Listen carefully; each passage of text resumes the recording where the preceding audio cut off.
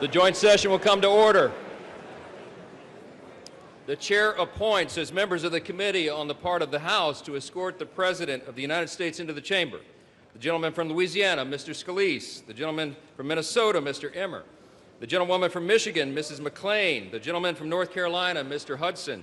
The gentleman from Pennsylvania, Mr. Reschenthaler. The gentleman from Utah, Mr. Moore. The gentlewoman from Indiana, Mrs. Houchin.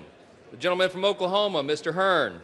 The gentleman from New York, Mr. Jeffries. The gentleman from California, Mr. Aguilar. The gentleman from California, Mr. Liu. The gentlewoman from Washington, Mrs. Delbene. The gentlewoman from Michigan, Mrs. Dingell. The President of the Senate, at the direction of that body, appoints the following senators as members of the committee on the part of the Senate to escort the President of the United States into the House chamber. The Senator from South Dakota, Mr. Thune.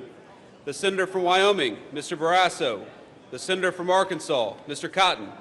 The Senator from West Virginia, Mrs. Capito. The Senator from Oklahoma, Mr. Lankford. The Senator from South Carolina, Mr. Scott. The Senator from New York, Mr. Schumer. The Senator from Illinois, Mr. Durbin. And the Senator from Minnesota, Ms. Klobuchar.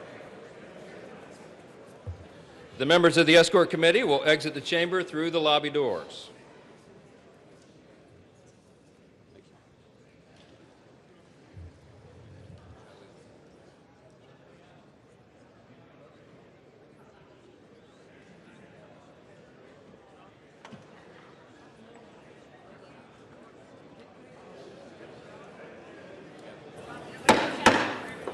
Mr. Speaker, the Acting Dean of the Diplomatic Corps.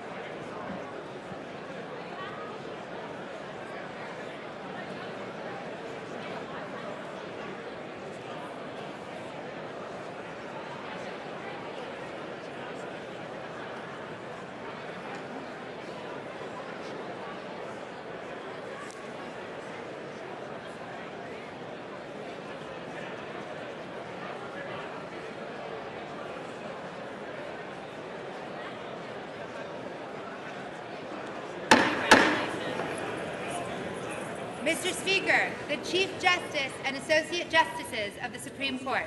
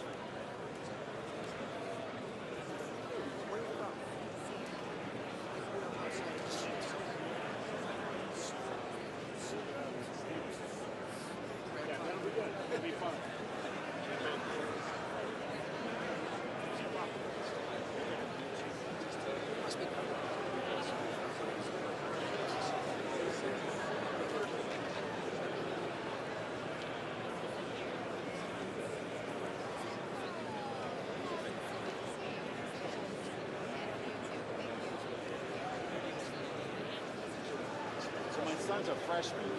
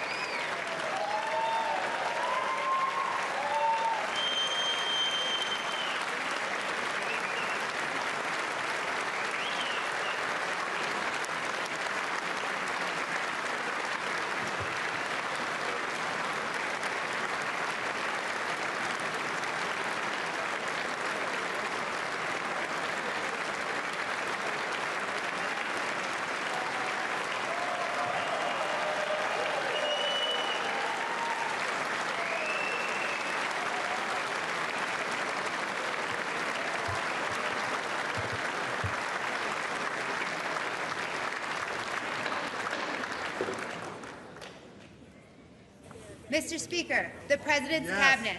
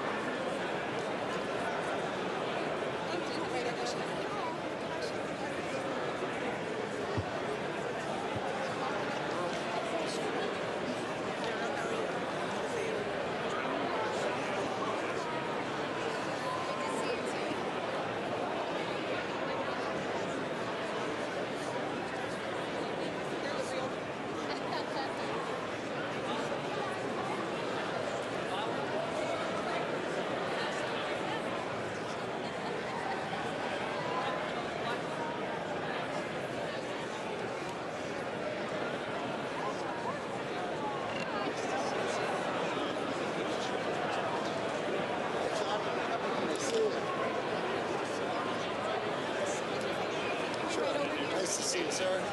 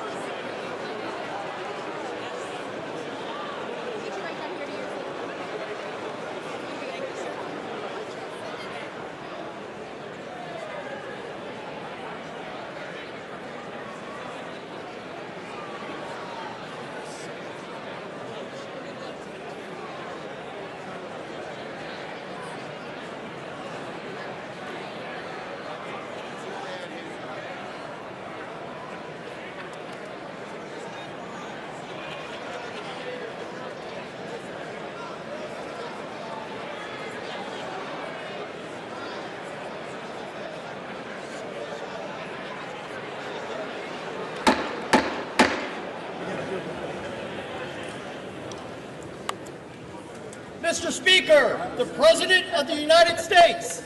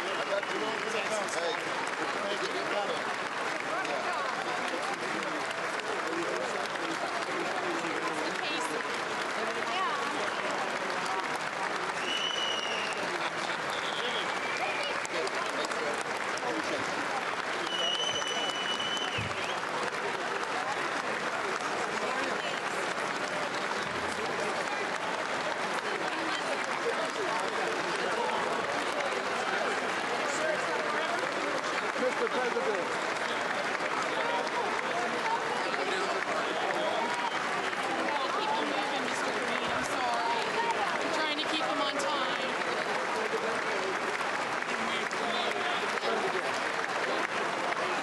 gonna try a selfie.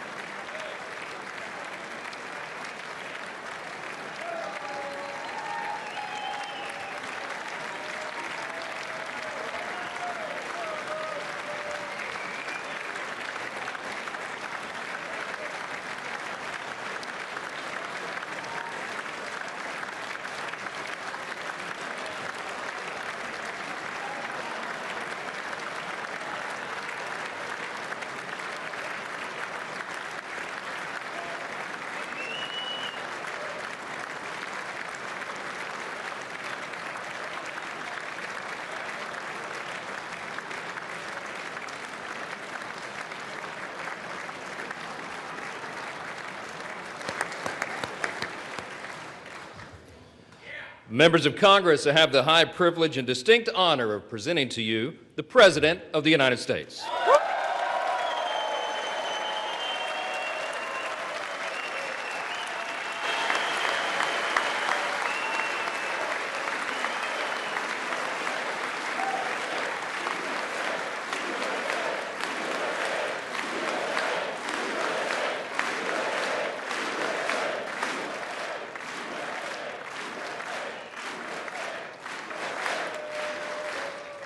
Well, thank you very much, everybody. It's really an honor. Speaker Johnson, Vice President Vance, First Lady of the United States,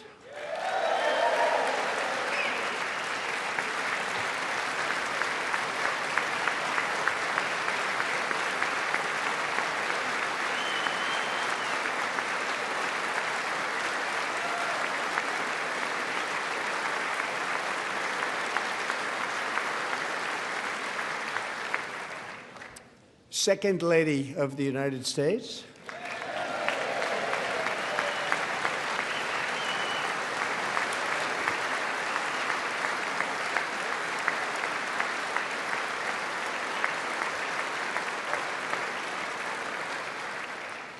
members of Congress, and my fellow Americans. Our nation is back, bigger, better, richer, and stronger than ever before.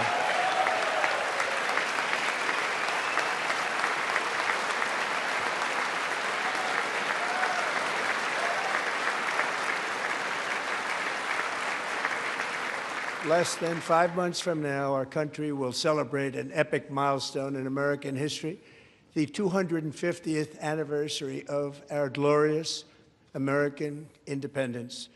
This July 4th, we will mark 2.5 centuries of liberty and triumph, progress and freedom in the most incredible and exceptional nation ever to exist on the face of the earth. And you've seen nothing yet. We're going to do better and better and better. This is the golden age of America.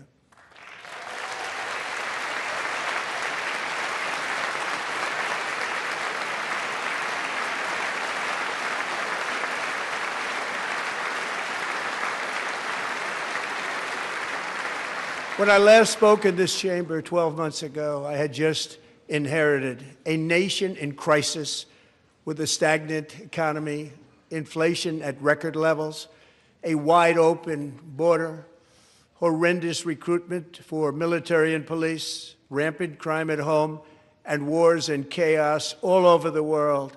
But tonight, after just 1 year, I can say with dignity and pride that we have achieved a transformation like no one has ever seen before, and a turnaround for the ages. It is indeed a turnaround for the ages.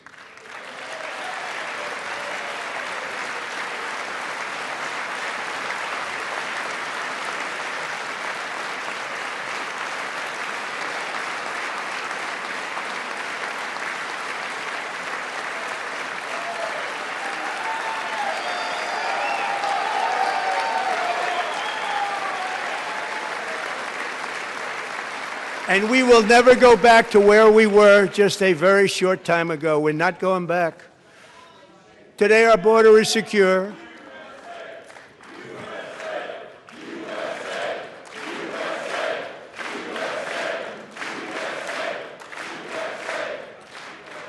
Thank you. Today, our border is secure. Our spirit is restored. Inflation is plummeting. Incomes are rising fast. The roaring economy is roaring like never before, and our enemies are scared, our military and police are stacked, and America is respected again, perhaps like never before.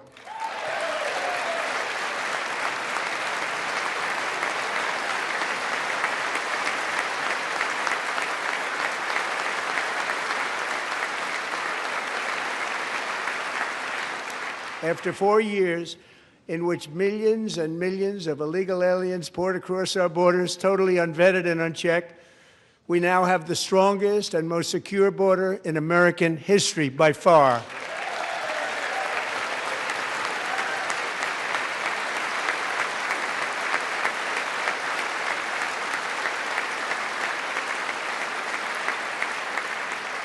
In the past 9 months, 0 illegal aliens have been admitted to the United States.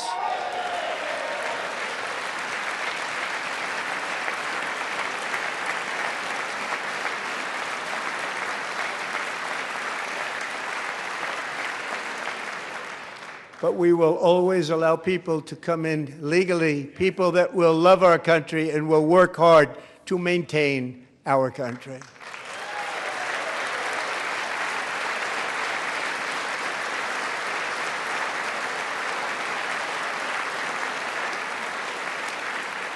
The flow of deadly fentanyl across our border is down by a record 56% in 1 year.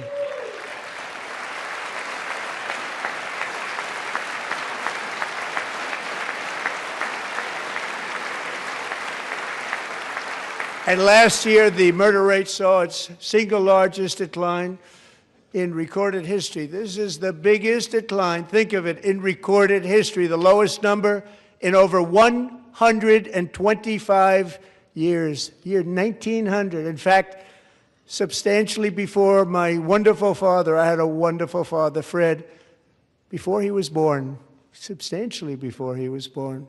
That's a long time ago. He wouldn't like me to say that, but that's a long time ago. The Biden administration and its allies in Congress gave us the worst inflation in the history of our country. But in 12 months, my administration has driven core inflation down to the lowest level in more than 5 years, And in the last 3 months of 2025, it was down to 1.7%.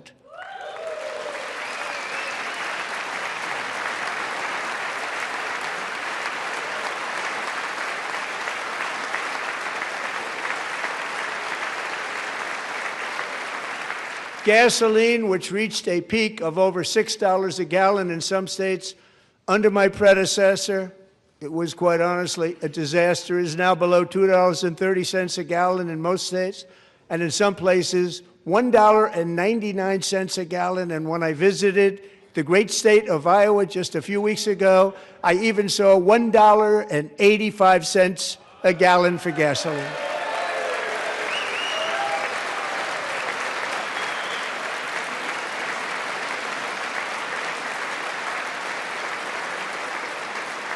Mortgage rates are the lowest in 4 years and falling fast, and the annual cost of a typical new mortgage is down almost $5,000 just since I took office. 1 year.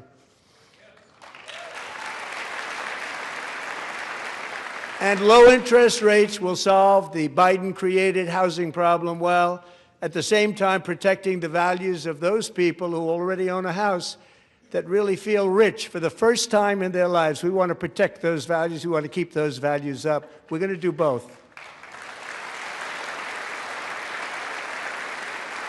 And we are going to keep it that way.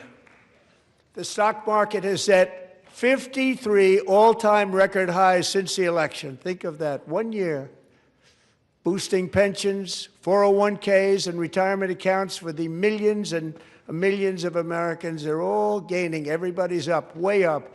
In 4 long years, the last administration got less than $1 trillion in new investment in the United States. And when I say less, substantially less.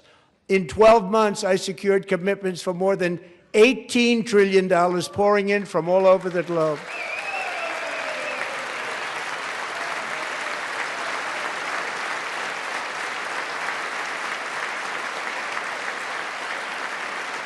Think of it, much less than $1 trillion for 4 years versus much more than $18 trillion for 1 year. What a difference a president makes.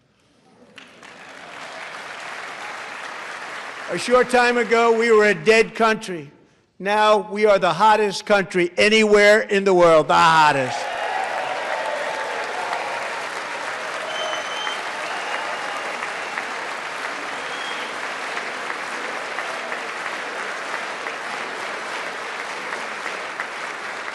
As thousands of new businesses are forming and factories, plants, and laboratories are being built, we have added 70,000 new construction jobs in just a very short period of time. It's getting bigger and bigger and stronger. Nobody can believe what they're watching. American oil production is up by more than 600,000 barrels a day, and we just received from our new friend and partner, Venezuela, more than 80 million barrels of oil.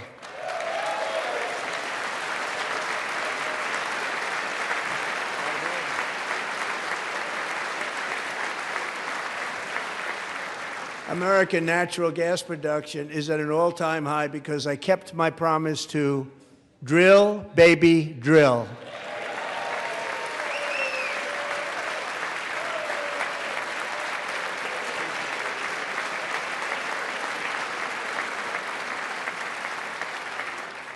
More Americans are working today than at any time in the history of our country. Think about that. Any time in the history of our country, more working today.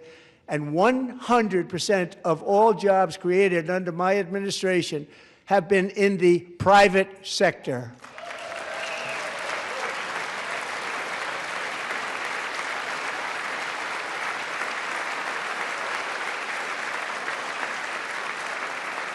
We ended DEI in America.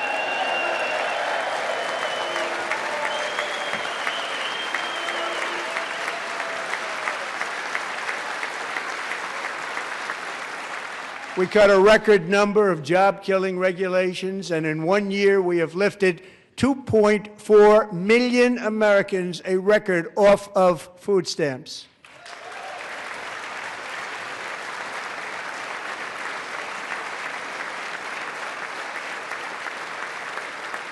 And for all of these reasons, I say tonight, members of Congress, the state of our union is strong.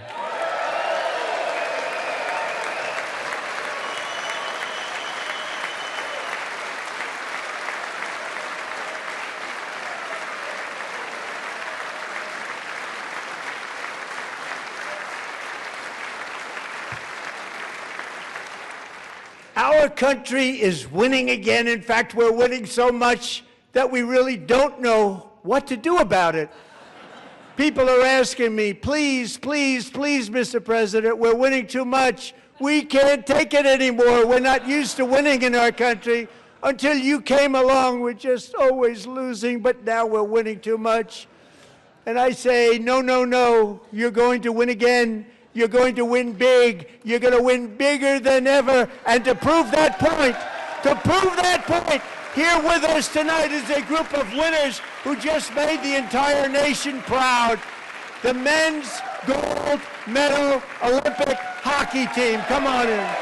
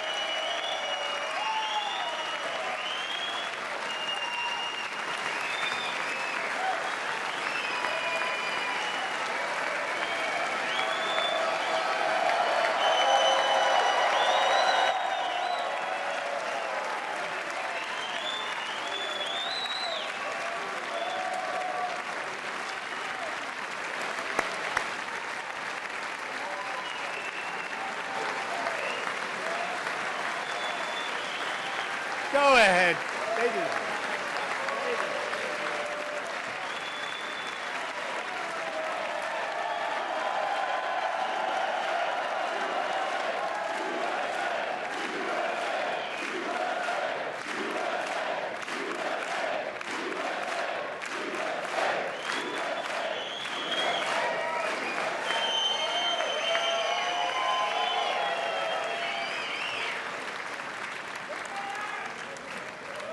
That's the first time I've ever seen them get up.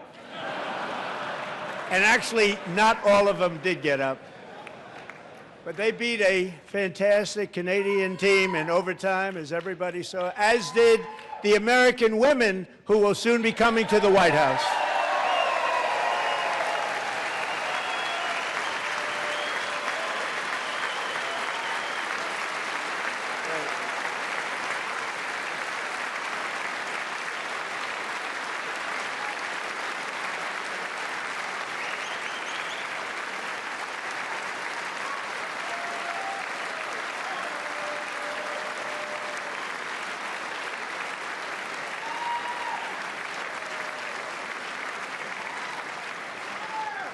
They were in the Oval Office before, and I just want to say a second very big congratulations to Team USA. But I have to say that, and I told them this, and we took a vote of the team. I said, anybody votes no, I'm not doing it. So they stood there, and they weren't about to say no, because I've never seen a goaltender play as well as goalie Connor Hellebuck.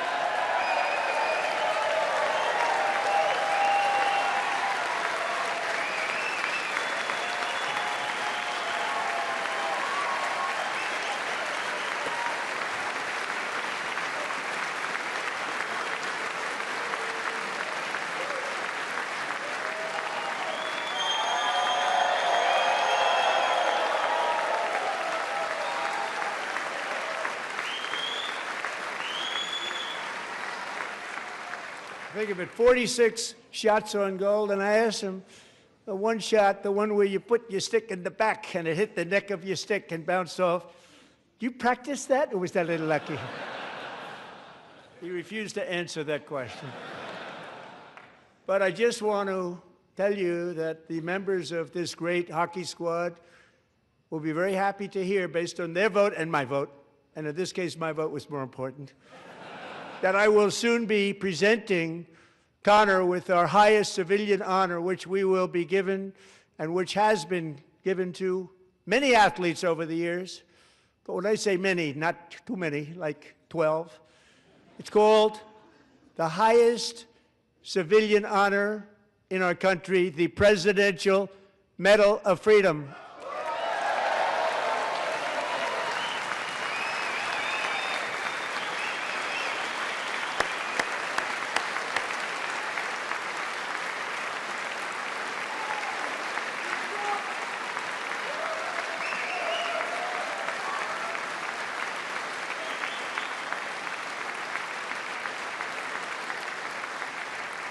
Great athletes have gotten that, very great, the best, and I thought he deserved it. And I did take a vote, every single one of them. I said, I'm not giving it if anybody goes no, and every single one of them rapidly put up their hand.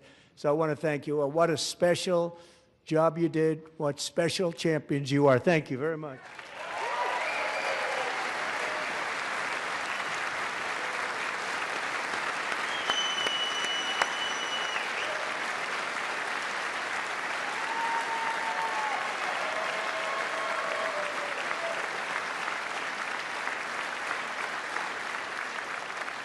I'm also pleased to say that the next time the Olympic torch is lit, it will be here in America for the 2028 Olympics, and it's the summer version right in Los Angeles. We're going to do a good job in Los Angeles.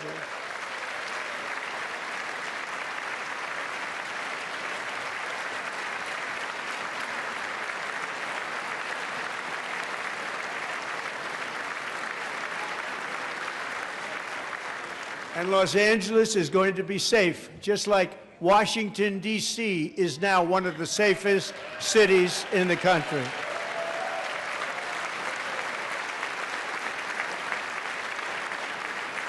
And this year, and I must say I got them both.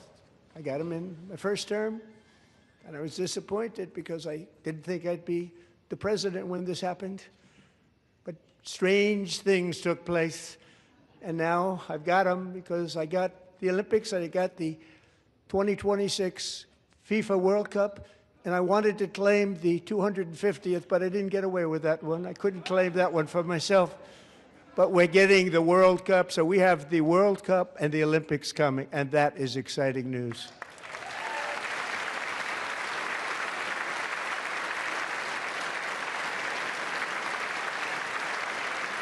So this will be a year to celebrate our country and the heroes who have kept it free. Men like Buddy Taggart. At age 17, Buddy volunteered to defend America in World War II, serving in the Pacific under the great General Douglas MacArthur. He fought bravely in the famous Battle of Manila, worked so hard. He was badly wounded and almost killed by enemy machine guns in Luzon. And 81 years ago this month, he liberated the largest internment camp in the Philippines, one of the largest anywhere in the world. But he earned many honors, including a Purple Heart and a Bronze Star, came home, started a family, and tonight he is in the gallery looking forward to July 4th, 2026, his 100th birthday.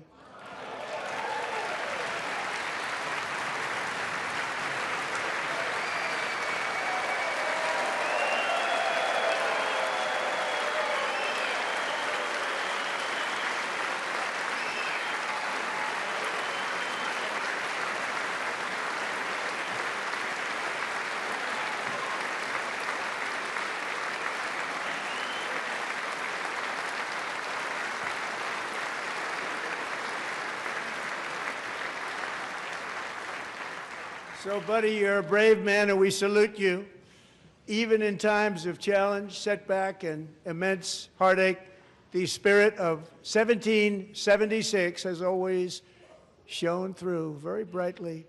It was July 4th of last year when floodwaters tore through a girls' summer camp in Central Texas, one of the worst things I've ever seen. I was there, rising 26 feet in the matter of minutes, tragically claiming many, many lives. You all remember that one.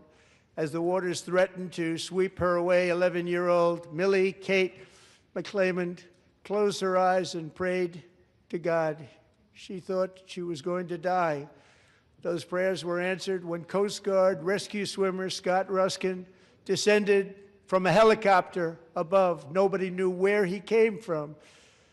It was Scott's first ever rescue mission, a young guy, but very brave, very, very top, always top in his class, and he lifted not just Millie Kate, but 164 others to safety.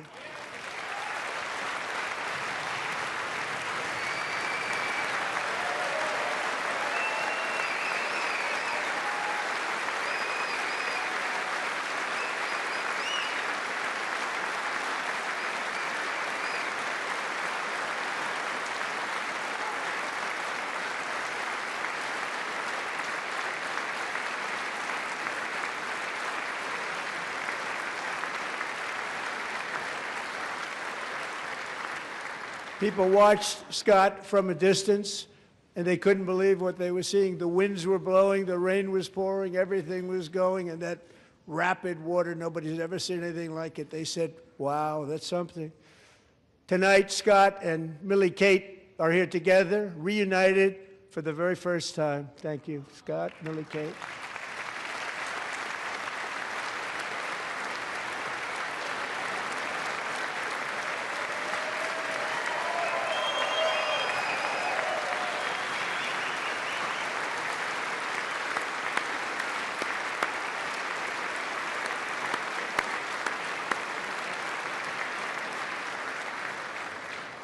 And Petty Officer Ruskin, I'm pleased to inform you that I am now awarding you the Legion of Merit for extraordinary heroism, which is what it was, extraordinary heroism. Thank you.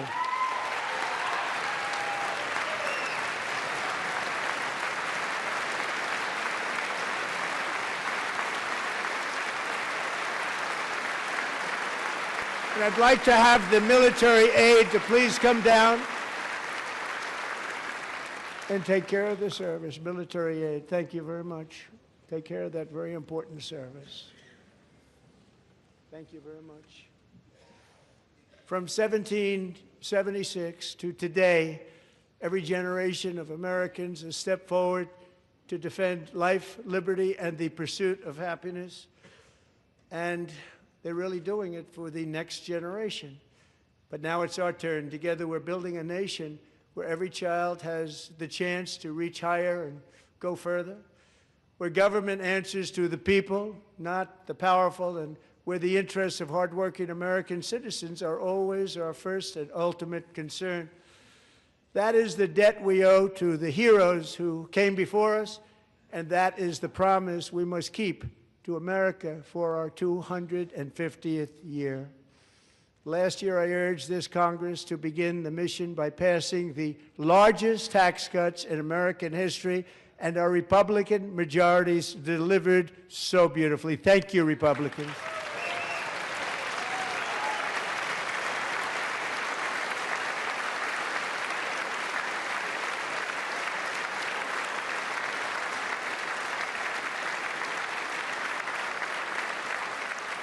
All Democrats, every single one of them, voted against these really important and very necessary massive tax cuts.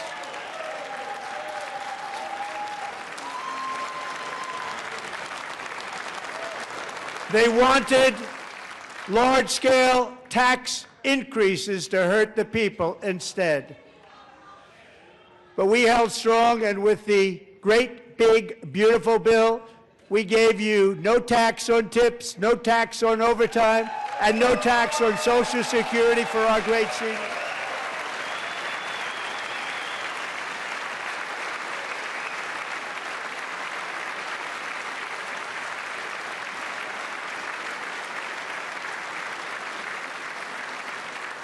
And we also made interest on auto loans tax deductible the first time, but only if the car is made in America.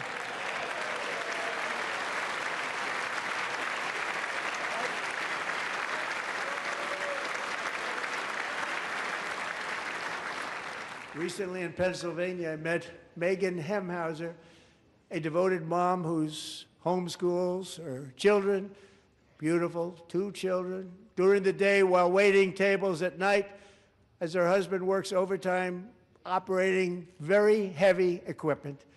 Megan is here this evening, and she's happy to tell you that she is so much richer because with no tax on tips, no tax on overtime, and her expanded child tax credit done again by Republicans, Megan and her husband will take home more than $5,000 extra just for the year, cutting her tax bill in more than half.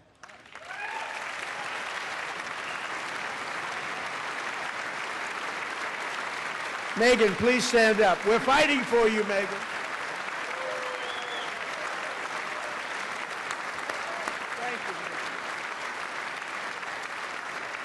Thank you, Megan. We're fighting for you, Megan. Under our bill, parents like Megan can also activate their children's brand new Trump accounts. And I didn't name it. I did not name that.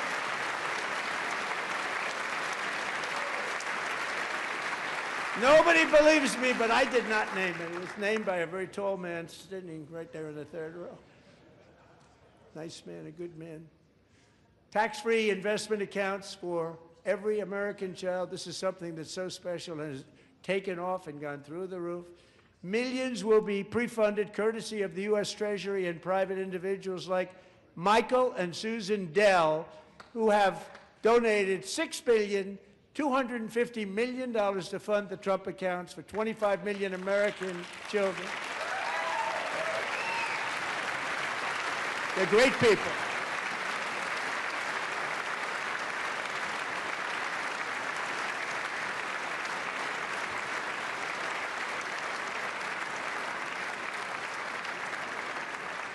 When I asked Michael Dell, how do you make all that money? He said, well, I just sat on my dorm in school, and I made computers, and I'd sell them to people, and I just kept selling and selling and selling, and pretty amazing story. That's called the American dream. He sold a lot of computers, a lot of those laptops, so I congratulate him on that, but I really thank him and Susan, as well as others like Brad Gerstner, a very tremendous guy. He was behind it right from the beginning. Brad Gerstner. Thank you, Brad.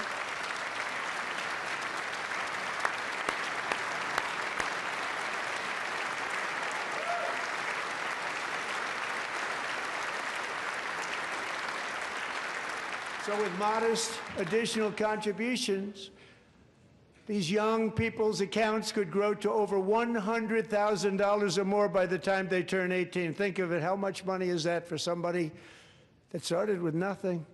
Over 100,000, could be much more than that. To make this investment in our children's future, go to trumpaccounts.gov, trumpaccounts.gov. And a lot of people are doing it. It's setting every record in the book. It's popular. They knew what it was going to take. I'm so proud of them. I'm so proud of the people that got it started.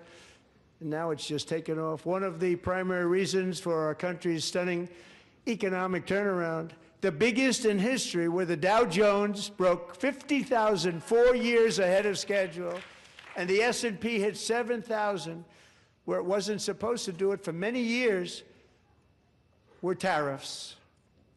I used these tariffs, took in hundreds of billions of dollars to make great deals for our country, both economically and on a national security basis.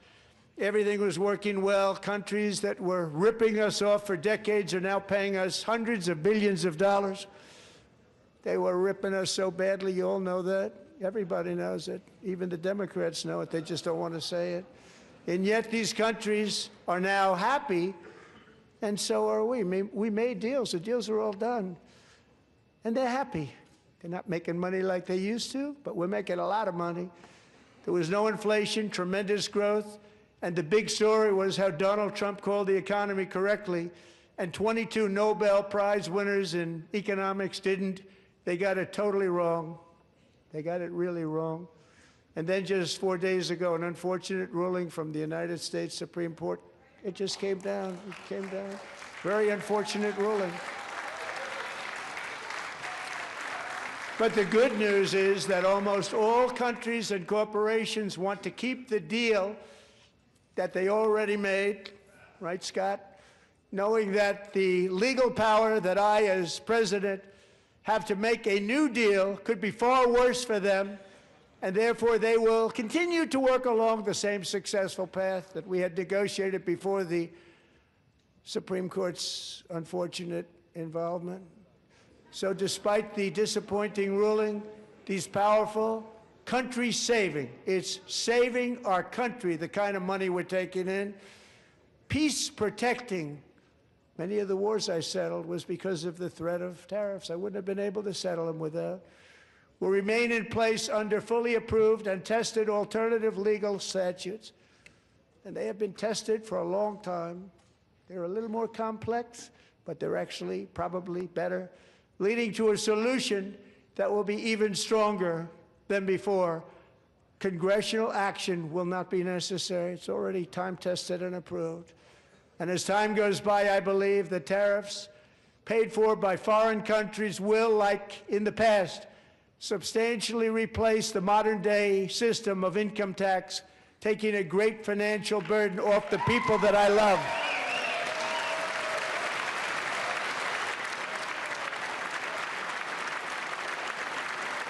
Right?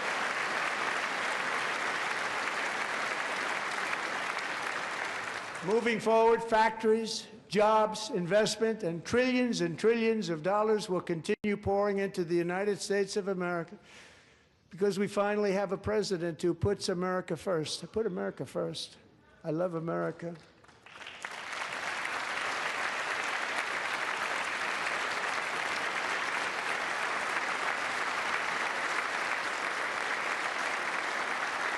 For decades before I came along, we had the exact opposite.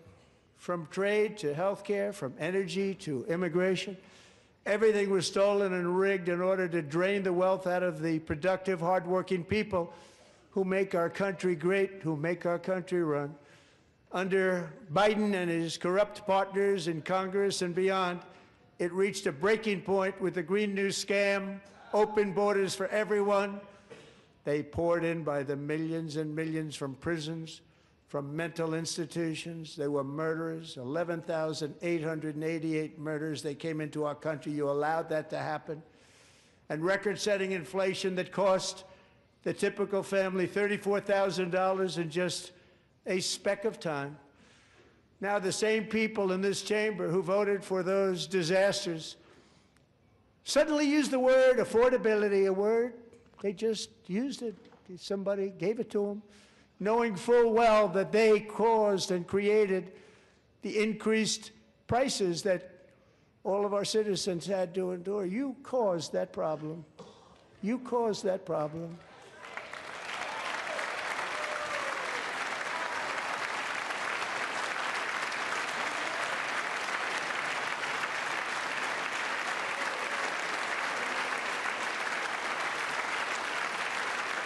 They knew their statements were a lie. They knew it. They knew their statements were a dirty, rotten lie. Their policies created the high prices. Our policies are rapidly ending them. We are doing really well. Those prices are plummeting downward.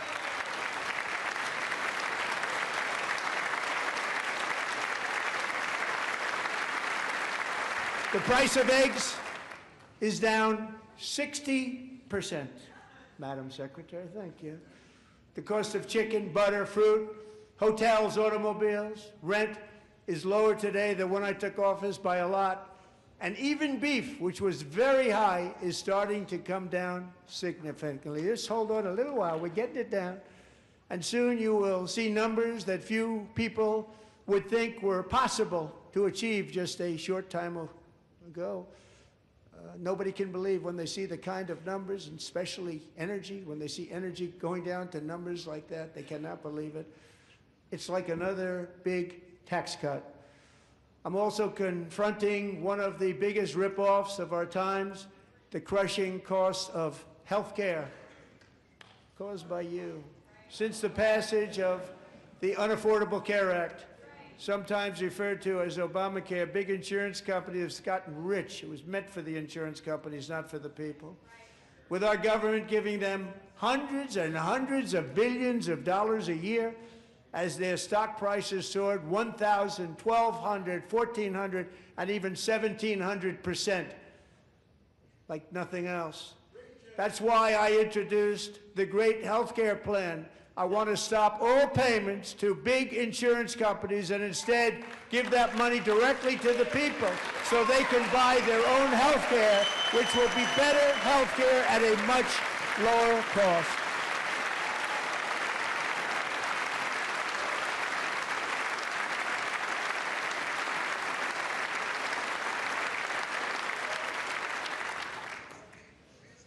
In addition, my plan requires maximum price transparency. That's a big deal. Sounds so simple, so big.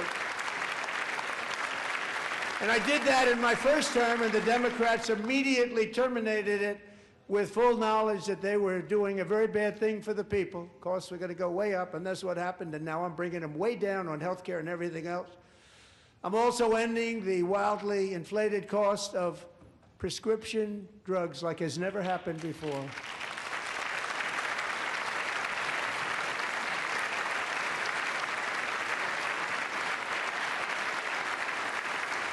Other presidents tried to do it, but they never could. They tried. Most didn't try, actually. But they tried. They said they tried. They couldn't do it. They didn't even come close. They were all talk and no action, but I got it done. Under my just enacted most favored nation agreements, Americans who have for decades paid by far the highest prices of any nation anywhere in the world for prescription drugs will now pay the lowest price anywhere in the world for drugs. Anywhere, the lowest price.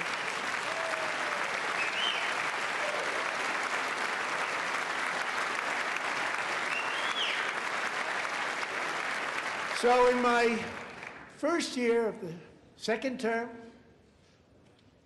should be my third term, but strange things happen. I took prescription drugs, a very big part of health care, from the highest price in the entire world to the lowest. That's a big achievement. The result is price differences of 300, 400, 500, 600% and more, all available right now at a new website called TrumpRx.gov. And I didn't name that one either, by the way.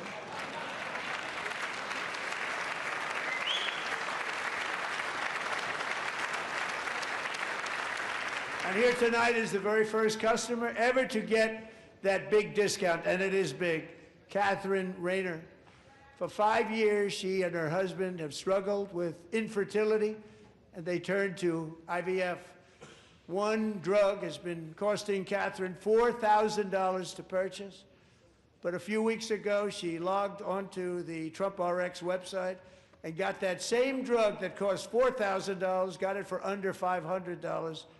A reduction of much more, actually, than $3,500. Catherine, we are all praying for you, and you're going to be a great mom.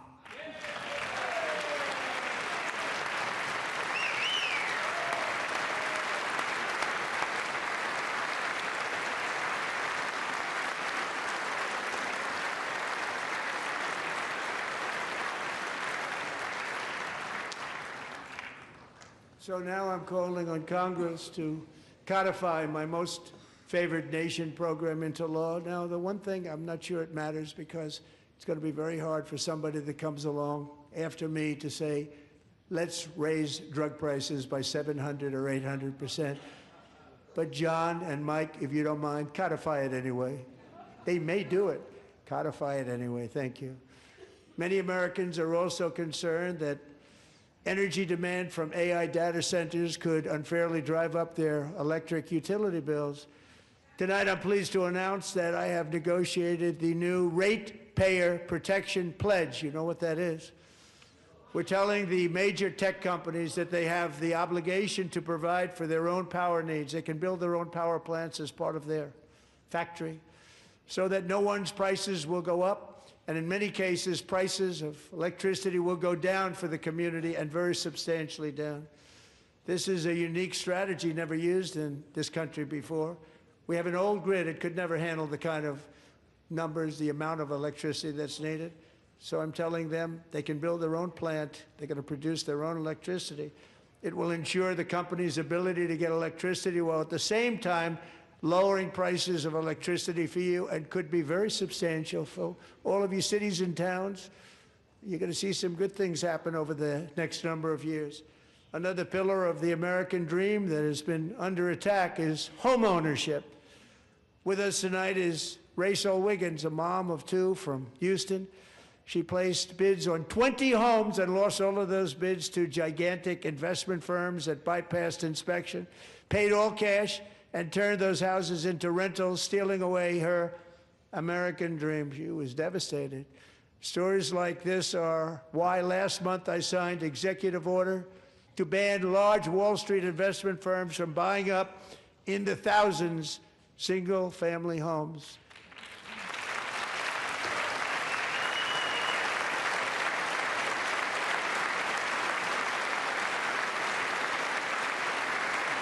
And now I'm asking Congress to make that ban permanent, because homes for people, really, that's what we want. We want homes for people, not for corporations. Corporations are doing just fine. Rachel, thank you very much. Good luck with your home. You'll get one soon.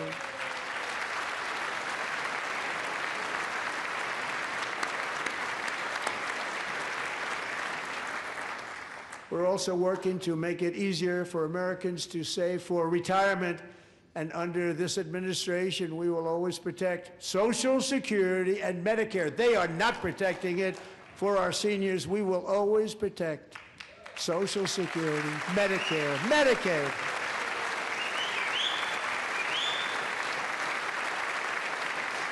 Since I took office, the typical 401k balance is up by at least $30,000. That's a lot of money.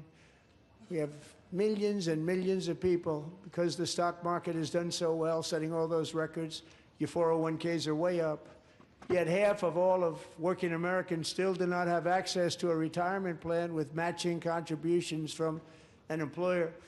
To remedy this gross disparity, I'm announcing that next year my administration will give these often forgotten American workers, great people, the people that built our country, access to the same type of retirement plan offered to every federal worker. We will match your contribution with up to $1,000 each year. As we ensure that all Americans can profit from a rising stock market, let's also ensure that members of Congress cannot corruptly profit from using insider information.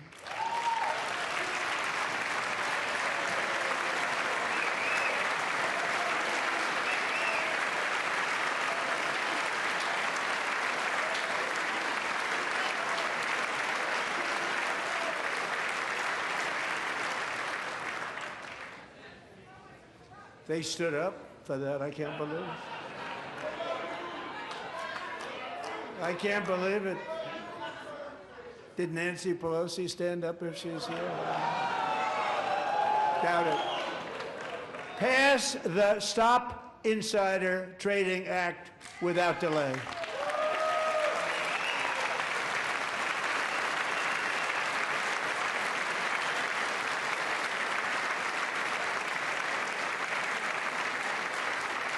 I wasn't sure if anybody even on this side was going to applaud for that. I'm very impressed. Thank you. I'm very impressed. But when it comes to the corruption that is plundering, it's plundering America. There's been no more stunning example than Minnesota, where members of the Somali community have pillaged an estimated $19 billion from the American taxpayer. Oh, we have all the information. And in actuality, the number is much higher than that. And California, Massachusetts, Maine, and many other states are even worse. This is the kind of corruption that shreds the fabric of a nation, and we are working on it like you wouldn't believe. So tonight, although started 4 months ago, I am officially announcing the war on fraud to be led by our great Vice President, J.D. Vance.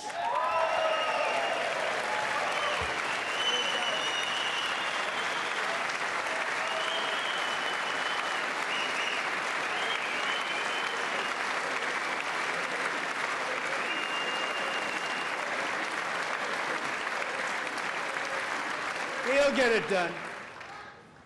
And if we're able to find enough of that fraud, we will actually have a balanced budget overnight. It'll go very quickly. That's the kind of money you're talking about. We'll balance our budget. The Somali pirates who ransacked Minnesota remind us that there are large parts of the world where bribery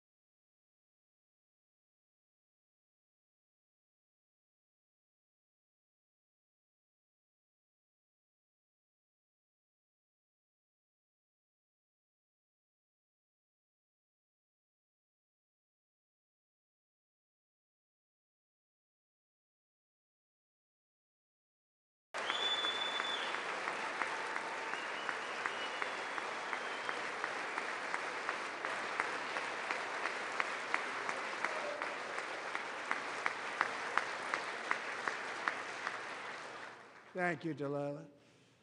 Many, if not most, illegal aliens do not speak English and cannot read even the most basic road signs as to direction, speed, danger, or location.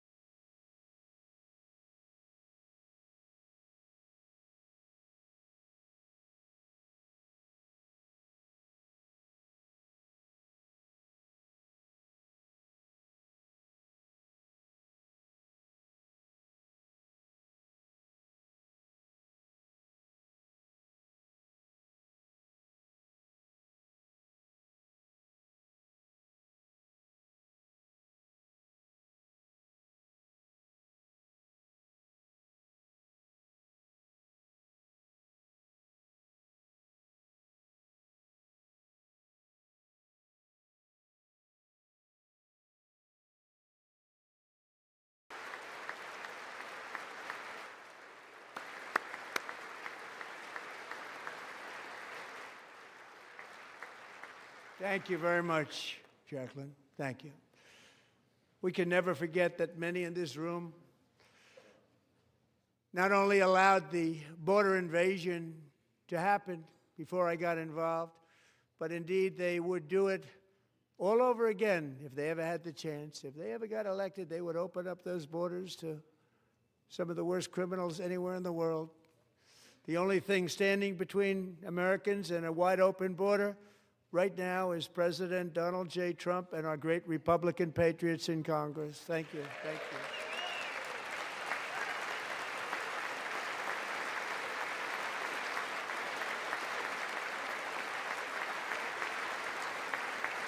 As we speak, Democrats in this chamber have cut off all funding for the Department of Homeland Security. It's all cut off. It's all cut off. They have instituted another Democrat shutdown, the first one costing us 2 points on GDP. 2 points we lost on GDP, which probably made them quite happy, actually. Now they have closed the agency responsible for protecting Americans from terrorists and murderers. Tonight I'm demanding the full and immediate restoration of all funding for the border security, homeland security of the United States, and also for helping people clean up their snow. We have no money because of the Democrats, and it would be nice. We'd love to give you a hand at cleaning it up, but you gave no money. Nobody's getting paid. It's a shame. So you have to think about it. We have, in case you didn't know, a pretty large snowstorm out there. One of the great things about the State of the Union is how it gives Americans the chance to see clearly what their representatives really believe. So tonight I'm inviting every legislator to join with my administration in reaffirming a fundamental principle. If you agree with this statement, then stand up and show your support. The first duty of the American government is to protect American citizens, not illegal aliens.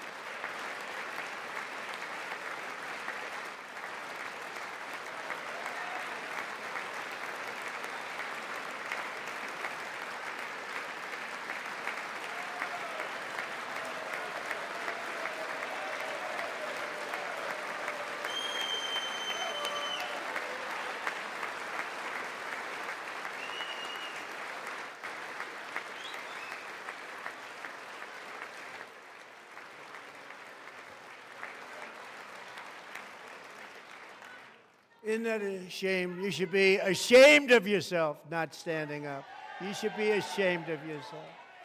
That is why I'm also asking you to end deadly sanctuary cities that protect the criminals and enact serious penalties for public officials who block the removal of criminal aliens.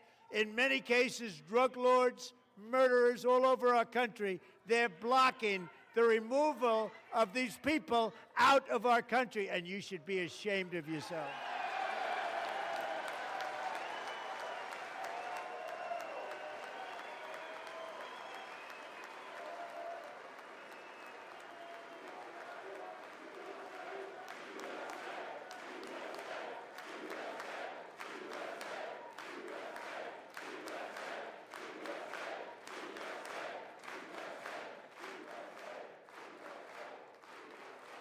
And perhaps most importantly, I'm asking you to approve the Save America Act,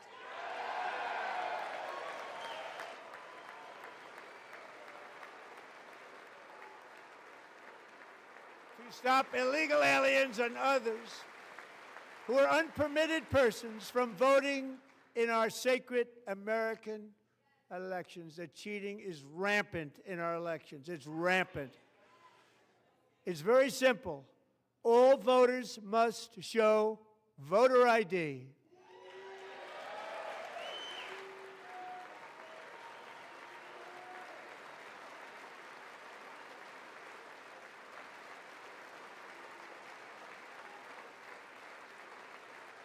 All voters must show proof of citizenship in order to vote.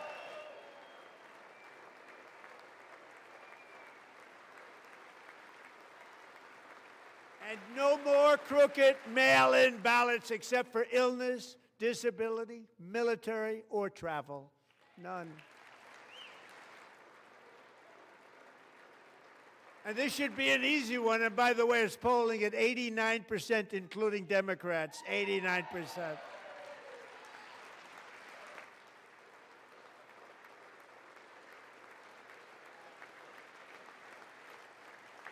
And even the new communist mayor of New York City, I think he's a nice guy, actually. Speak to him a lot. Bad policy, but nice guy. Just said they want people to shovel snow. They got hit hard. Wants them to shovel snow, but if you apply for that job, you need to show 2 original forms of ID and a Social Security card. Yet they don't want identification for the greatest privilege of them all, voting in America. No, it's no good. No good. Both Republicans and Democrats overwhelmingly agree on the policy that we just enunciated. And Congress should unite and enact this common sense, country-saving legislation right now, and it should be before anything else happens.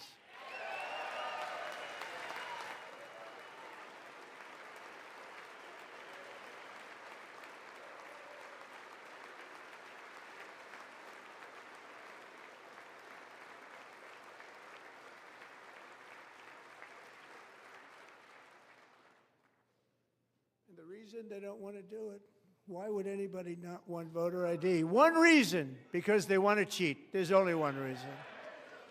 They make up all excuses. They say it's racist. They come up with things you almost say, what imagination they have. They want to cheat. They have cheated. And their policy is so bad that the only way they can get elected is to cheat. And we're going to stop it. We have to stop it, John.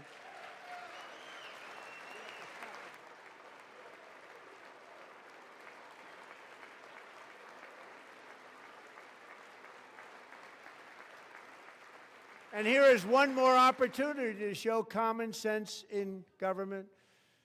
In the gallery tonight are Sage Blair and her mother, Michelle.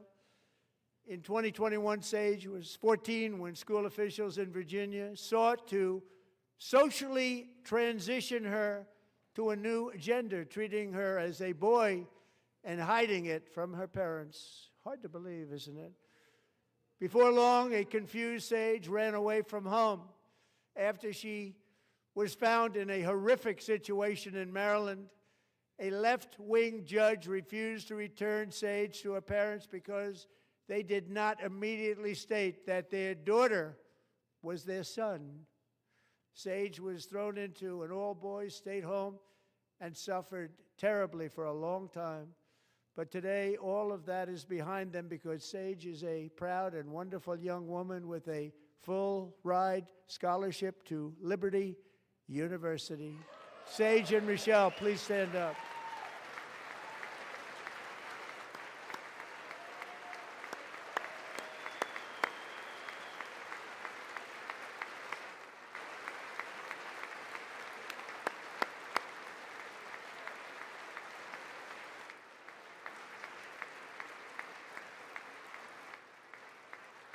And thank you for your great bravery. And who can believe that we're even speaking about things like this?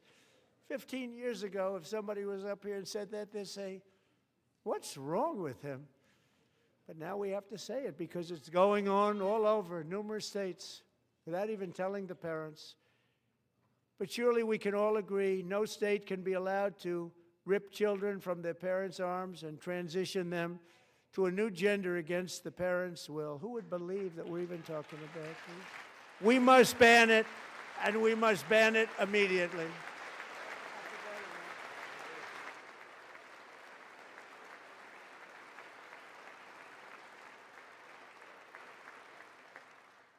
Look, nobody stands up. These people are crazy, I'm telling you.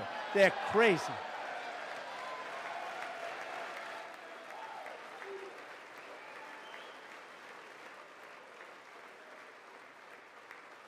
Amazing. Incredible. Boy, oh boy. We're lucky we have a country. With people like this, Democrats are destroying our country, but we've stopped it just in the nick of time, didn't we? Huh?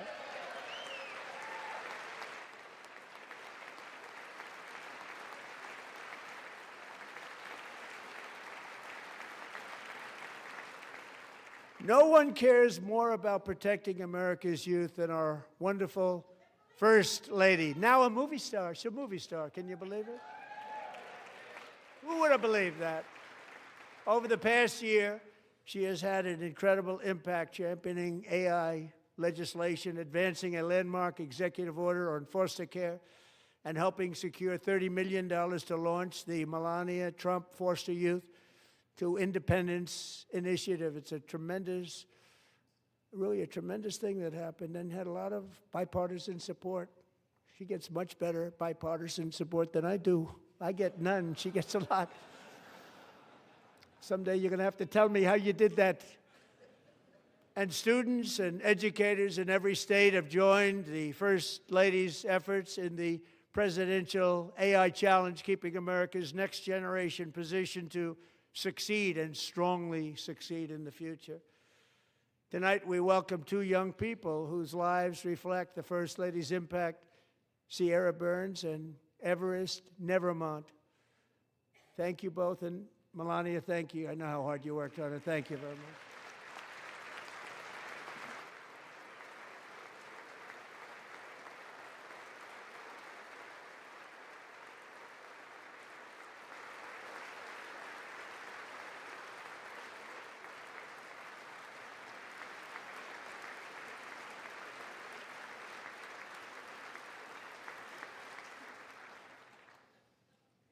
I'm very proud to say that during my time in office, both the first 4 years and in particular this last year, there has been a tremendous renewal in religion, faith, Christianity, and belief in God.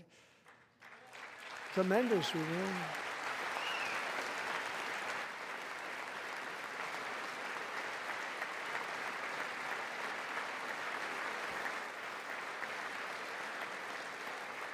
This is especially true among young people, and a big part of that had to do with my great friend, Charlie Kirk, a great guy, great man.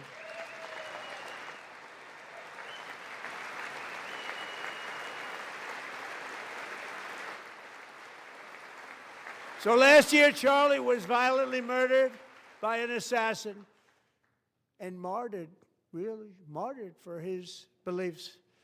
His wonderful wife, Erica, is with us tonight. Erica, please stand.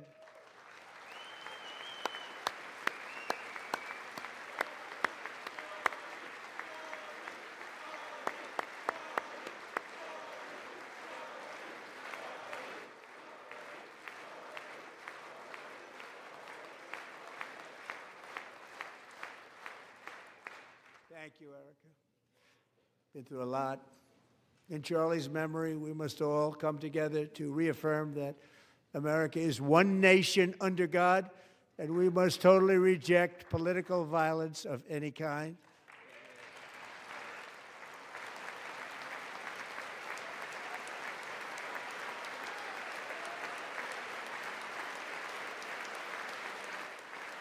We love religion, and we love bringing it back, and it's coming back at levels that nobody actually thought possible. It's really a beautiful thing to see.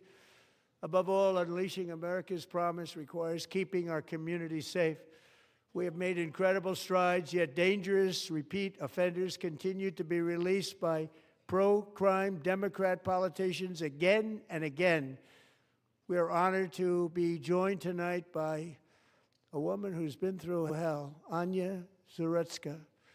In 2022, she and her beautiful daughter, so beautiful, what a beautiful young woman, Irina, fled war-torn Ukraine to live with relatives near Charlotte, North Carolina. And by the way, what's going on with Charlotte? Last summer, 23-year-old Irina was riding home on the train when a deranged monster who had been arrested over a dozen times and was released through no cash bail stood up and viciously slashed a knife through her neck and body. No one will ever forget. There were people on that train. No one will ever forget the expression of terror on Irina's face as she looked up at her attacker in the last seconds of her life. She died instantly. She had escaped a brutal war only to be slain by a hardened criminal, set free to kill in America, came in through open borders. Mrs. Zarutska, tonight I promise you we will ensure justice for your magnificent daughter, Irina.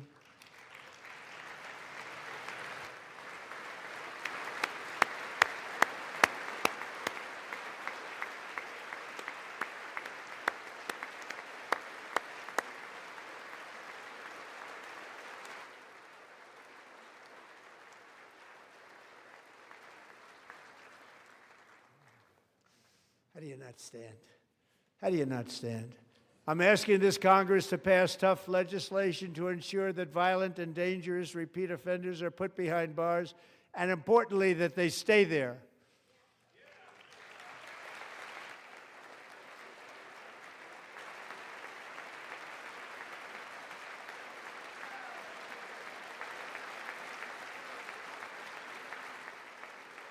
Starting last summer, I deployed our National Guard and federal law enforcement to restore law and order to our most dangerous cities, including Memphis, Tennessee, big success, New Orleans, Louisiana, big success, and our nation's capital itself, Washington, D.C., where we have almost no crime anymore in Washington, D.C. How did that happen?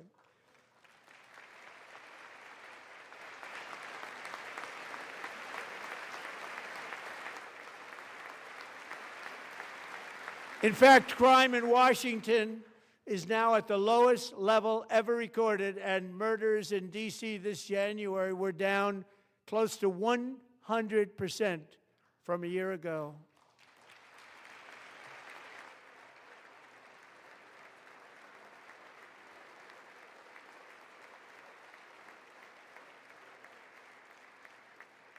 They don't like to hear that. One of the brave service members who helped achieve this stunning turnaround was 20-year-old West Virginia Army National Guard Specialist Sarah Beckstrom. After a 4-month deployment, she voluntarily extended her service, and her rank was going to be lifted. She was doing so well. They were so proud of her. But the very next day, she was on patrol near the White House when she was ambushed and shot in the head by a terrorist monster from Afghanistan. Shouldn't have been in our country. And all because she wore the uniform of our nation. She was shot. He traveled here because he didn't like people wearing our uniform. He was sick and deranged. Shouldn't have been in our country. Sarah Beckstrom died in order to defend our capital, and we are honored to be joined by her wonderful parents, Gary and Eva Lee. Your daughter was a true American patriot, and she will be greatly missed. She was a great person. I saw reports on her. They've never seen anything like it.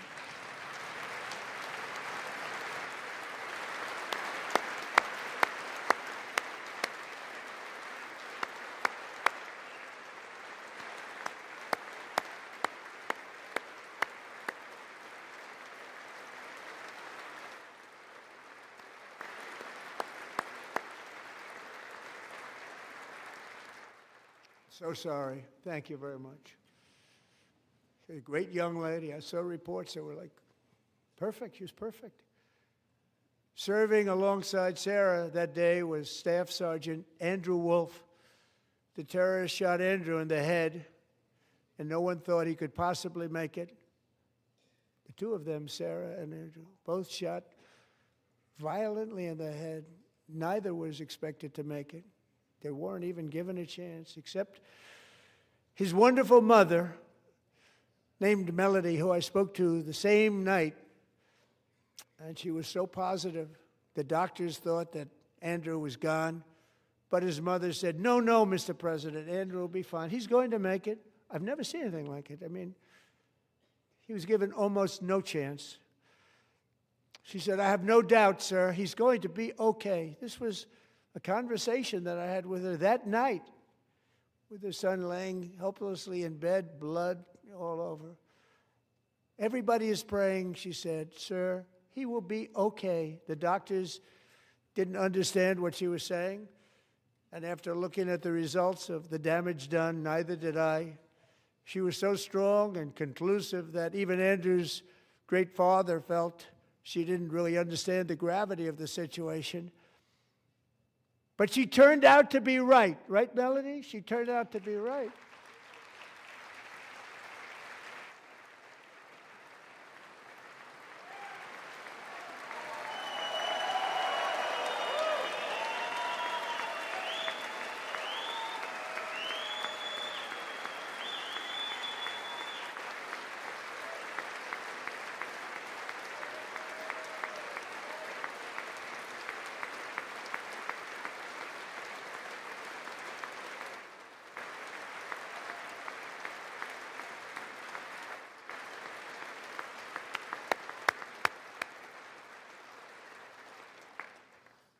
Amazing, actually. I said, where does this woman come from? She's the most positive person I've ever met. With God's help, Andrew has battled back from the edge of death, and we're talking about the edge of death, on his way to a miraculous recovery. He's got a little work to do, but he's doing great. Nice to see you. He's a good-looking guy. Nice to see you. Thanks, Andrew. Thank you very much.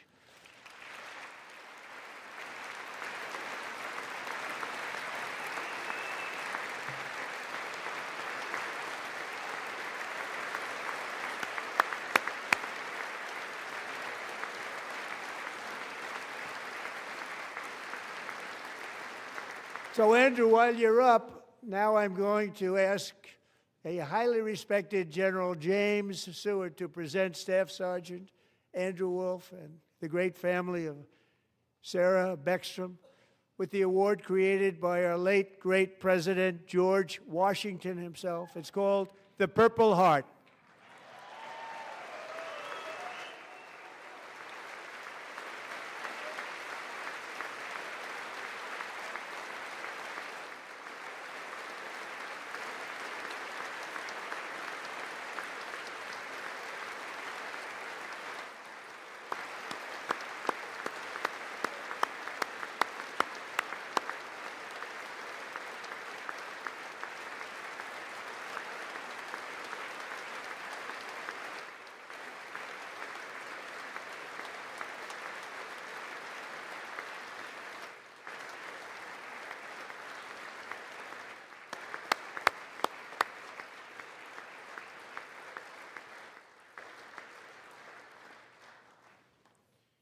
We love you all. Love you. We're proudly restoring safety for Americans at home, and we are also restoring security for Americans abroad. Our country has never been stronger. In my first 10 months, I ended 8 wars, including Cambodia. Isn't it funny? Sick people. Cambodia and Thailand, Pakistan and India.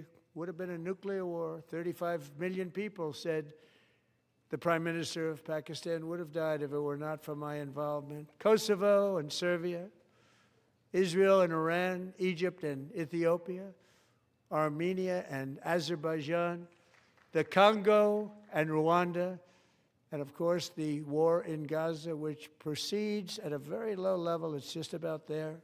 And I want to thank Steve Witkoff and Jared Kushner for your help. Thank you, Steve. Thank you, Jared.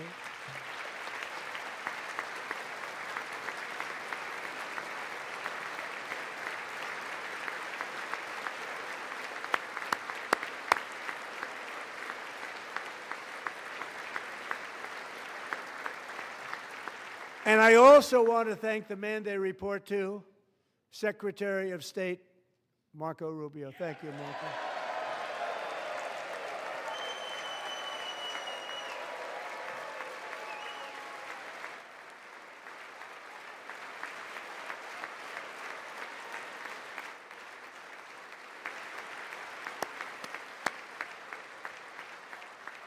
People like you. You know, Marco got 100% of the votes when he was in confirmation. I think our next one was about 54%. And some of the Democrats are now saying, I can't believe we approved that guy. And he said it's an honor that they feel that way, right, Marco? You have done a great job, great Secretary of State. I think he'll go down as the best ever.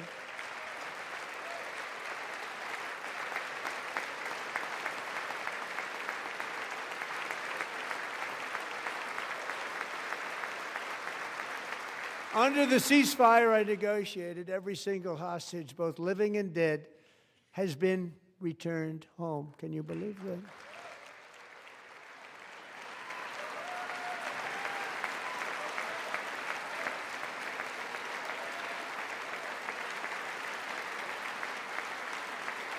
Nobody thought it was possible.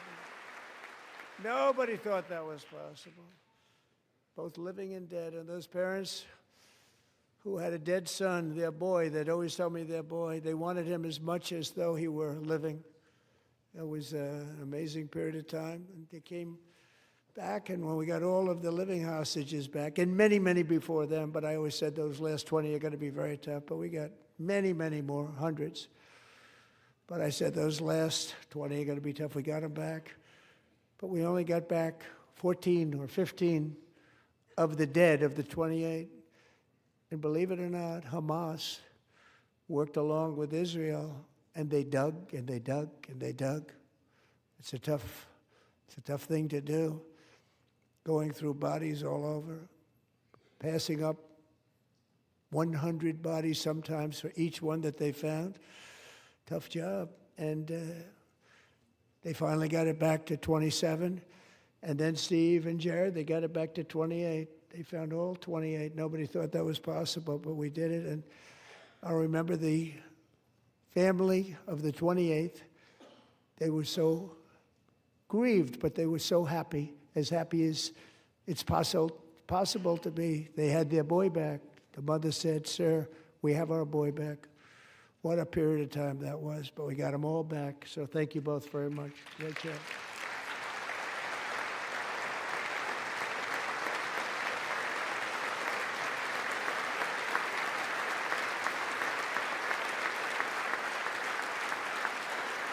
And we're working very hard to end the 9th war, the killing and slaughter between Russia and Ukraine, where 25,000 soldiers are dying each and every month. Think of that, 25,000 soldiers are dying a month. A war which would have never happened if I were president, would have never happened.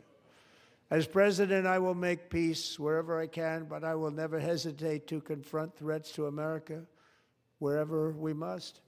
That's why in a breakthrough operation last June, the United States military obliterated Iran's nuclear weapons program with an attack on Iranian soil known as Operation Midnight Hammer.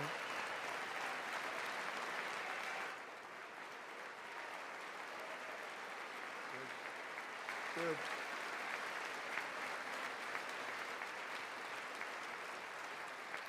For decades, it had been the policy of the United States never to allow Iran to obtain a nuclear weapon. Many decades. Since they seized control of that proud nation 47 years ago, the regime and its murderous proxies have spread nothing but terrorism and death and hate. They've killed and maimed thousands of American service members and hundreds of thousands and even millions of people.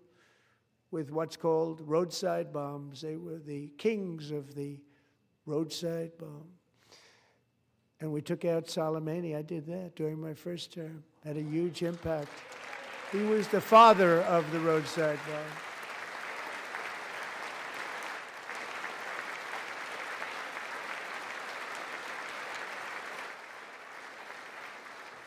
And just over the last couple of months with the protests, they've killed at least, it looks like, 32,000 protests. 32,000 protesters in their own country. They shot them and hung them. We stopped them from hanging a lot of them with the threat of serious violence. But this is some terrible people. They've already developed missiles that can threaten Europe and our bases overseas, and they're working to build missiles that will soon reach the United States of America. After Midnight Hammer, they were warned to make no future attempts to rebuild their weapons program, and in particular, nuclear weapons. Yet they continue. They're starting it all over. We wiped it out, and they want to start all over again, and are at this moment again pursuing their sinister ambitions. We are in negotiations with them. They want to make a deal, but we haven't heard those secret words. We will never have a nuclear weapon. My preference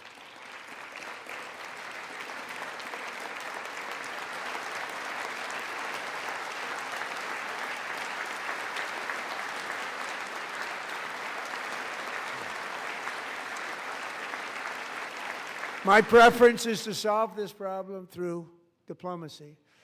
But one thing is certain, I will never allow the world's #1 sponsor of terror, which they are by far, to have a nuclear weapon. Can't let that happen.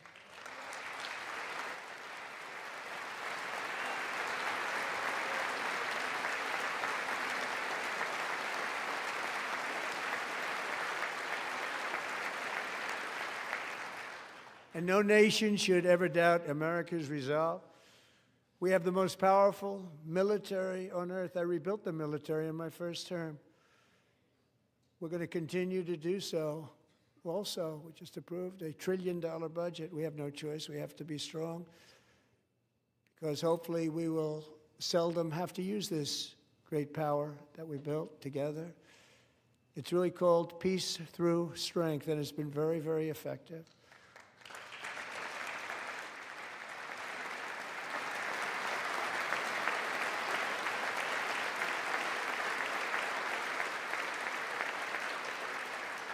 So thanks to Republicans in Congress who are investing that record number of dollars, have no choice, in the United States Armed Forces.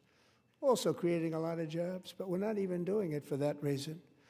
Because as I said, we have more jobs, more people working today than ever before in the history of our country. And NATO countries are friends and allies. They are. They're our friends and they're our allies. Have just agreed, at my very strong request, to pay 5% of GDP for military defense rather than the 2%, which they weren't paying. We were paying for almost all of NATO. Now they're paying 5 as opposed to not paying 2.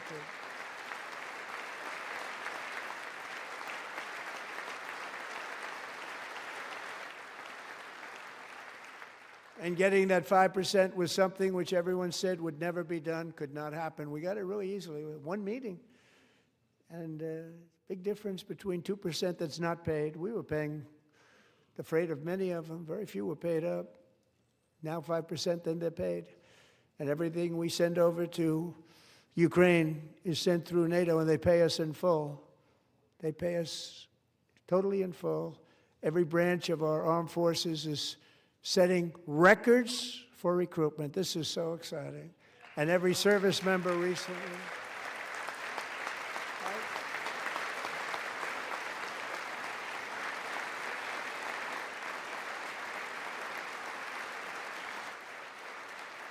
And every service member recently received a warrior dividend of $1,776.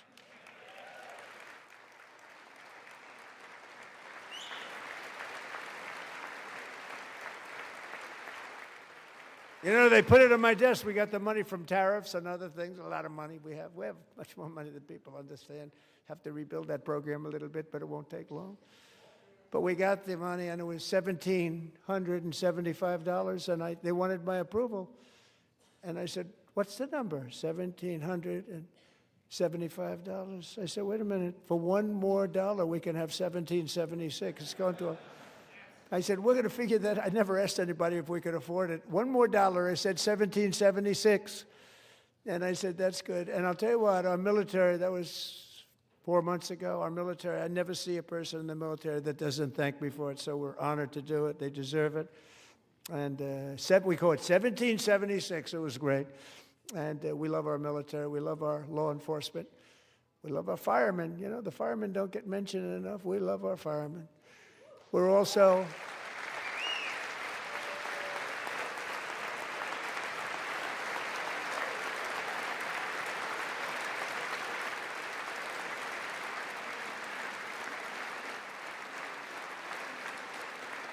restoring American security and dominance in the Western Hemisphere, acting to secure our national interests and defend our country from violence, drugs, terrorism, and foreign interference. For years, large swaths of territory in our region, including large parts of Mexico, really large parts of Mexico, have been controlled by murderous drug cartels. That's why I designated these cartels as foreign terrorist organizations, and I declared illicit fentanyl as a weapon of mass destruction.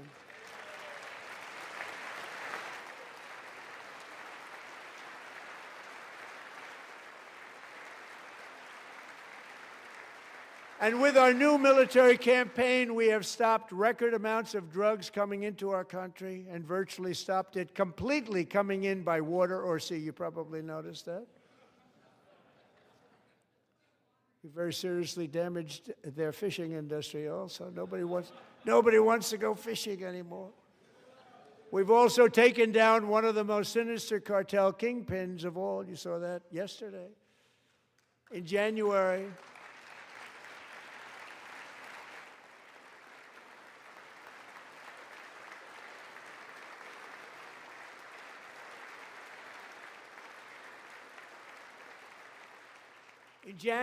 elite American warriors carried out one of the most complex, spectacular feats of military competence and power in world history. No one's seen anything like it. Foreign leaders, I won't tell you who, called me and they said, very impressive, very good.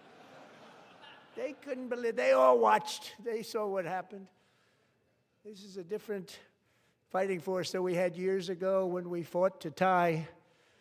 You know, it's a great fighting force. I'm so proud of it. Look at Space Force. Space Force is my baby, because we did that. My baby, it's becoming so important.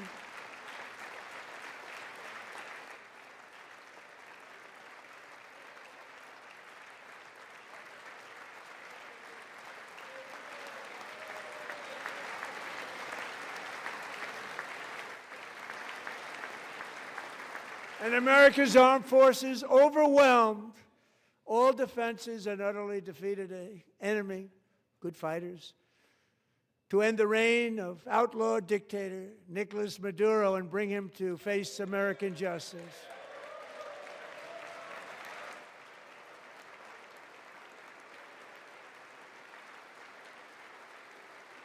And this was an absolutely colossal victory for the security of the United States, and it also opens up a bright new beginning for the people of Venezuela. We're working closely with the new president of Venezuela, Delcy Rodriguez, to unleash extraordinary economic gains for both of our countries and to bring new hope to those who have suffered so terribly. They really did suffer. With us tonight is Alejandro Gonzalez. She grew up in a tight-knit Venezuelan family and was especially close to her beloved uncle Enrique. But after Enrique ran for office and opposed Maduro, he was kidnapped by Maduro's security forces and thrown into the regime's really infamous prison in Caracas. Alejandro feared she would never see her uncle again. She feared for her own life also. But since the raid, we have worked with the new leadership, and they have ordered the closure of that vile prison and released hundreds of political prisoners already, with more to come. Alejandro, I'm pleased to inform you that not only has your uncle been released, but he is here tonight. We brought him over to celebrate his freedom with you in person. Enrique, please come down.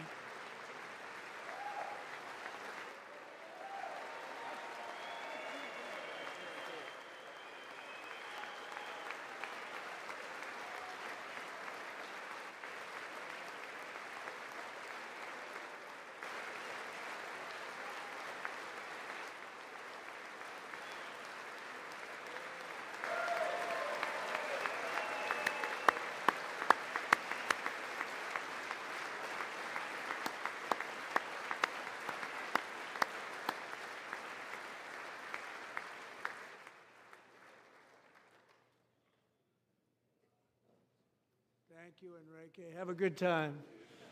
Nice to have you back, Enrique. There were many heroes on that January raid to capture Maduro, really great heroes. It was very dangerous. They knew we were coming. They were all set. But the deeds of one warrior that night will live forever in the eternal chronicles of military valor. Chief Warrant Officer 5, Eric Slover, planned the mission and was the flight lead in the cockpit of the first helicopter, a big, beautiful, powerful helicopter. It was a massive Chinook carrying, as you can imagine, many, many American warfighters. Wearing the dog tags, his wife Amy had blessed with holy water before he left. She knew it was going to be a rough one. Eric steered the Chinook under the cover of night and descended swiftly upon Maduro's heavily protected military fortress. This was a major military installation, protected by thousands of soldiers and guarded by Russian and Chinese military technology. How did that work out? Not too good. While preparing to land, enemy machine guns fired from every angle, and Eric was hit very badly in the leg and hip, one bullet after another. He absorbed 4 agonizing shots, shredding his leg into numerous pieces. And yet, despite the fact that the use of his legs was vital to successful helicopter flight, legs are the most important part of flying a helicopter, to deliver the many commandos who would capture and detain Maduro was the only thing Eric was thinking about. Then, even as he was gushing blood, which was flowing back down the aisle, helicopter lands at a steep angle. The machine gun stood right in front of him. They were right in front of him, 2 machine gunners who escaped the wrath of the previous planes. Eric maneuvered his helicopter with all of those lives and souls to face the enemy and let his gunners eliminate the threat. Turned the helicopter around so the gunners could take care of business, saving the lives of his fellow warriors from what could have been a catastrophic crash deep in enemy territory. Only after safely landing the helicopter with all the warriors aboard in the exact right spot, which was vital to the mission. We probably would have had to maybe cancel the mission if that didn't happen. Eric told his co-pilot, also wounded, but not as gravely, to take over. I'm about ready to pass out. The success of the entire mission and the lives of his fellow warriors hinge on Eric's ability to take the searing pain. It was unbelievable what's happened to his legs of the bullets and keep on flying and landing, and people knew what was happening. Everybody in the back of the helicopter knew because they saw the blood pouring down the aisle.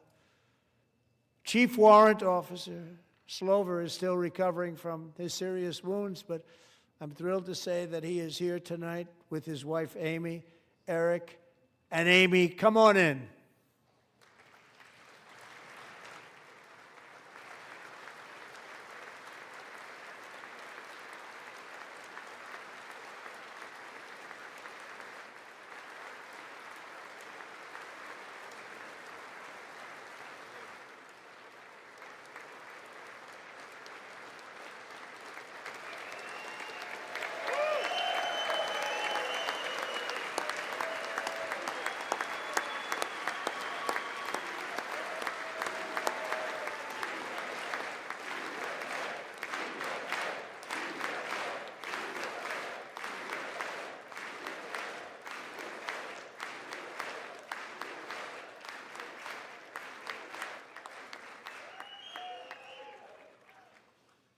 So we have a surprise for Eric and Amy.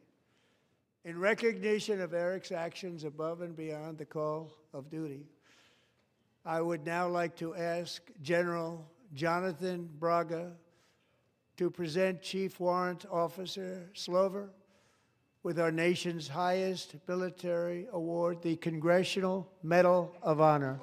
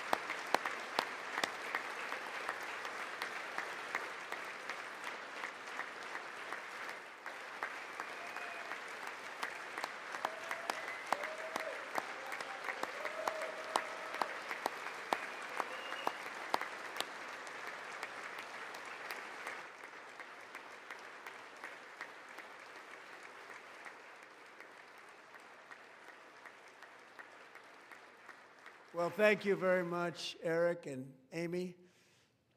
Great to get to know you. I met with them and with a lot of their fellow warriors at Fort Bragg recently.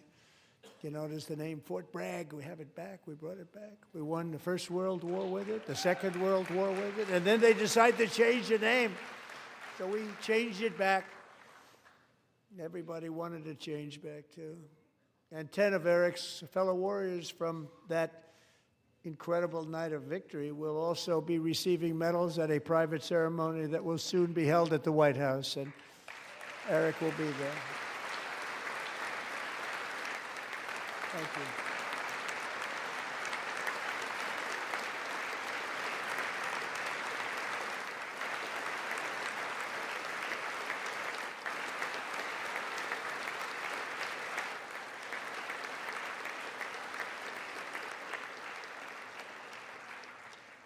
Thank you, Eric. That's a big one. Tonight we've celebrated many truly extraordinary American patriots, but there is one last living legend to honor before we go. He is one more heroic American aviator. Navy fighter pilot Royce Williams served in World War II, Korea, Vietnam, flying more than 220 missions. In the skies over Korea in 1952, Royce was in the dogfight of a lifetime, legendary dogfight. Flying through blizzard conditions, his squadron was ambushed by 7 Soviet fighter planes. It was his first aerial combat of the war, and despite being massively outnumbered and outgunned, Royce led the takedown of 4 enemy jets and almost destroyed the others, vanquishing his adversaries while taking 263 bullets to his own plane and being seriously hurt. His story was secret for over 50 years. He didn't even want to tell his wife, but the legend grew and grew. But tonight, at 100 years old, this brave Navy captain is finally getting the recognition he deserves. He was a legend long before this evening. Royce, please stand up, and I will ask the First Lady of the United States to present Captain Royce Williams with his Congressional Medal of Honor.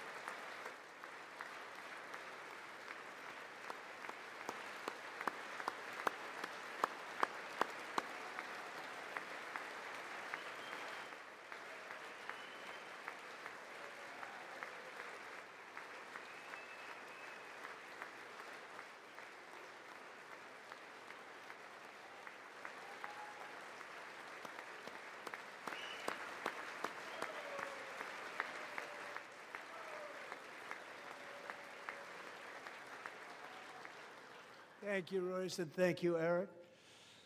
I've always wanted the Congressional Medal of Honor, but I was informed I'm not allowed to give it to myself, and I wouldn't know why I'd be taking it, but if they ever open up that law, I will be there with you someday. But you know, that's our highest honor, Congressional Medal of Honor, and that's a big thing, and it's an honor to be in the same room with you. Thank you both very much, Eric. Thank you.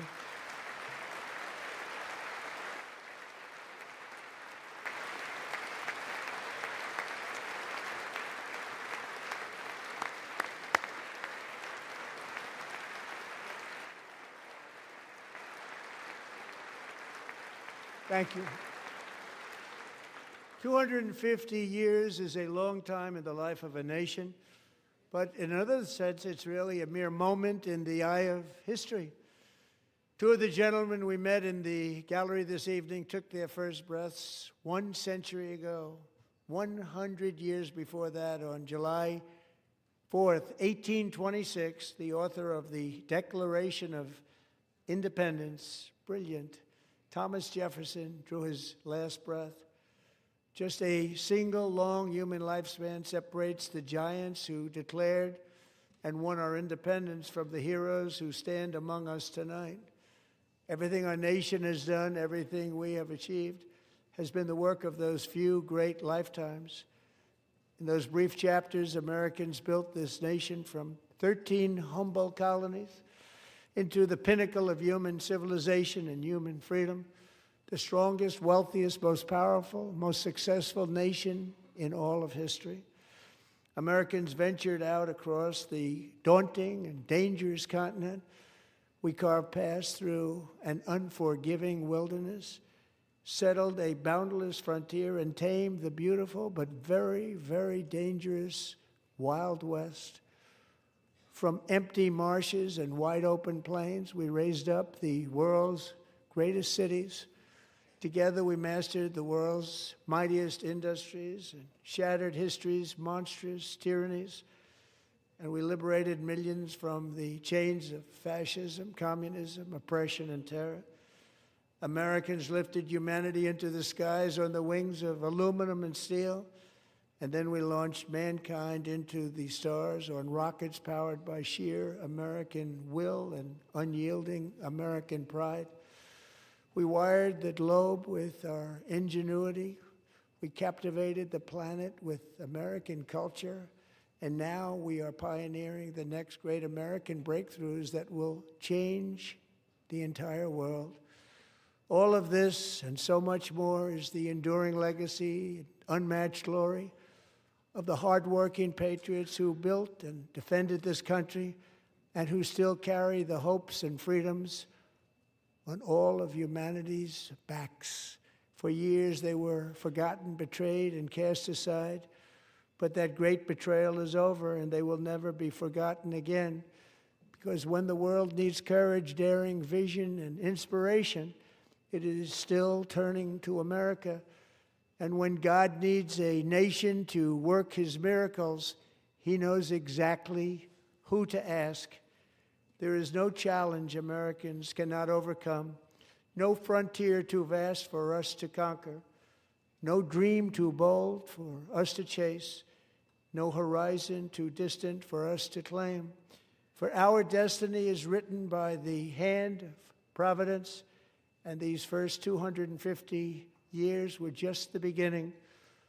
From the rugged border towns of Texas to the heartland villages of Michigan, from the sun-kissed shores of Florida to the endless fields of the Dakotas, and from the historic streets of Philadelphia to right here in our nation's capital, Washington, D.C., the golden age of America is upon us. The revolution that began in 1776 has not ended. It still continues because the flame of liberty and independence still burns in the heart of every American patriot. And our future will be bigger, better, brighter, bolder, and more glorious than ever before. Thank you, God bless you, and God bless America.